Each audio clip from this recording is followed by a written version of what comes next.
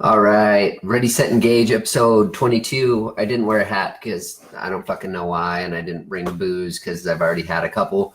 Wanted to continue on some of the conversations from Ready, Set, Engage 21.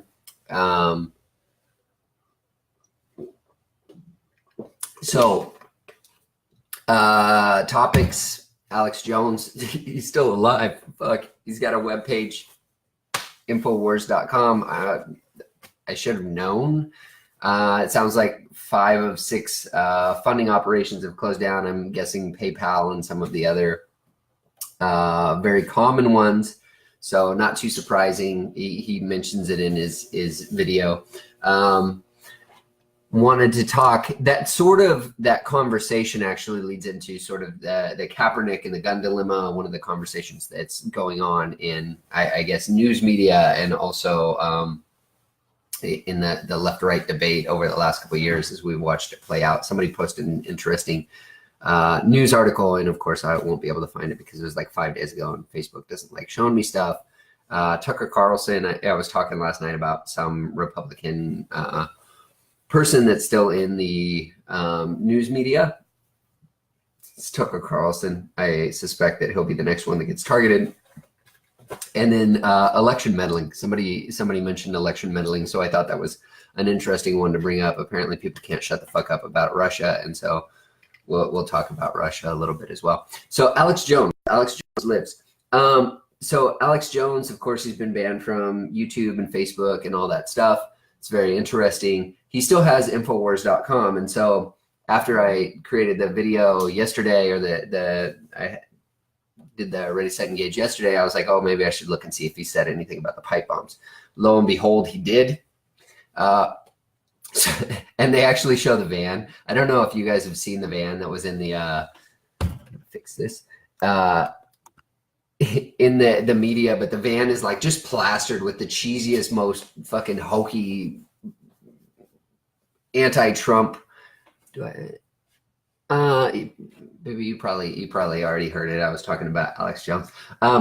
But the van is just like plastered with the most hokey stickers you could ever imagine. The guy's Twitter account apparently only follows left-wingers. He follows nobody from the right. He's only been a Republican for a year. He's still a stripper. CNN, like, there's somebody did a cool video of how CNN photoshopped his picture to look more white, whatever. So Alex Jones did a video on that, and it's very funny because it was posted on the 26th, okay? Now, for those playing the history game, the 26th was Friday, okay? And it's about a 20-minute video or whatever. You can watch it or you don't have to. Like about 15 minutes in, he's got a guest on I think this is over Skype. He's got a guest on, and the guest and him are like, so this is right before Omar, I swear to God, like, you should watch it. It's fucking frightening. From the 26th. And he talks to an Army Intel guy. The Army Intel guy sort of gives him a rundown of what this is, the false flag sort of narrative, all that stuff. Here's what fucked me up. The guy on Skype at about 15 minutes in, right, filmed on Friday, the guy on Skype, Alex Jones says, so what's next? They just did this false flag pipe bomb thing with bombs that aren't really fucking bombs, and they have no actual like explosive material and all that stuff. And even like the commissioner of the New York Police Department or something said it's not really a bomb. It doesn't have explosive material. It's a volatile substance or something, so it has possible kinetic energy. And so they talk around it actually being a bomb. It's not really classified as a bomb from how they discuss it. Anyway, 15 minutes in, Alex Jones says to his guest, he says, so what's next? What could the left possibly do with elections about 2 weeks away? What's the next step for them to try and garner attention and continue on this thing? And the guy fucking says, well, I think the only thing at this point is a mass shooting. So I think that they'll look for a mass shooting, and that would be the only thing that's close to elections that they could look for. The next day, the 27th, the news is all about this mass shooting at a synagogue. If that doesn't blow this guy isn't fucking Nostradamus. This is just some dude on Alex Jones. Now, granted, Alex Jones is conspiracy, whatever, but He literally says a mass shooting is the next thing. The next day is a mass shooting, and now it's all over the news. Maybe we should pay attention to what the hell he's saying. Maybe we shouldn't have banned him from every, mass media platform except for his own. So Alex Jones, I don't think he's actually a prophet, but it's pretty frightening that he predicted that a day before. I included the link, and so basically you click on the link and all there is a video, 6-second advertisement. Trust me, you can live through 6 seconds if you watch YouTube. All those are 15 to 30. And at the end, you can probably skip the last half minute because it's all about buying supplements off this page. I don't recommend that. It's up to you, but like, it's frightening. So that takes me into the gun debate, because I'm sure the gun debate is top of mind, and there's probably all kinds of news articles that I don't really want to read right now. They'll bore the shit out of me, related to gun control and, how could we let the synagogue happen? And right, John, sometimes he's just really out there, but sometimes he's pretty close.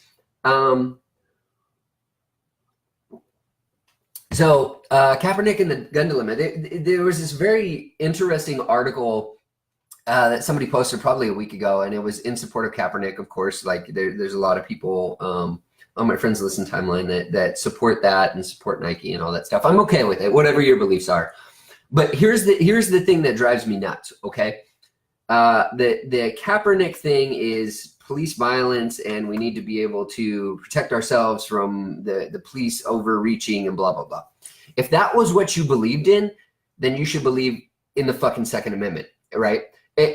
Legal gun ownership, mind you, and not brandishing a firearm and acting like a fucking idiot to police officers, because the majority of the cases that wound up being picked up by Black Lives Matter, if you actually look into the details, they either had a firearm or assaulted a police officer or so on and so forth. Like Castile had a gun in his lap, was convicted, or not convicted, he was accused of robbery, and he brandished a firearm on a police officer. Like, okay.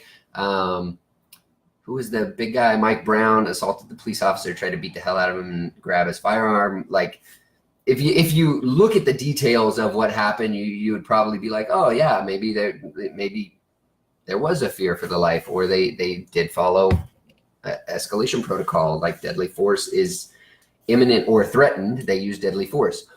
But the Kaepernick thing of like, we're going to protest police brutality, and we're on the left, and the left is also trying to remove guns from private citizenry. It doesn't make sense. It's not a coherent argument. Like, those two things are actually like antithetical and against themselves. And if you believe both those things at the same time, you should probably question like what you're really supporting there. The Second Amendment is protecting yourself against tyranny from government. And I just got to log in from Facebook. It might have just kicked me out.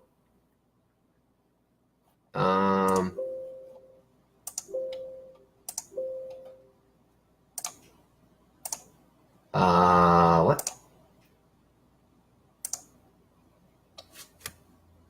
Facebook just tried to log me out. I don't know if I'm still broadcasting.